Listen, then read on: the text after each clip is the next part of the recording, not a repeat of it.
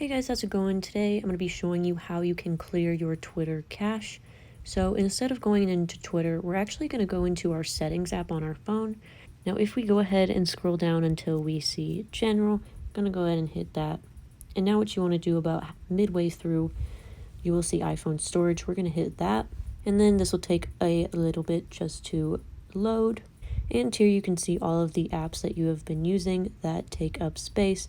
And if you scroll down and find your Twitter app, go ahead and hit that. And what you want to do here is you're actually going to choose offload app. Now once you do this, it will uninstall the app. The offload button will turn into reinstall. Now once you reinstall your Twitter, it does not get rid of your account or anything like that, but it does get rid of that data that is taking up your storage. Once you do that and reinstall your Twitter app, you should have a clear cache on that app. So if this video helped you guys out, don't forget to subscribe down below, like the video, and I will see you guys in the next one.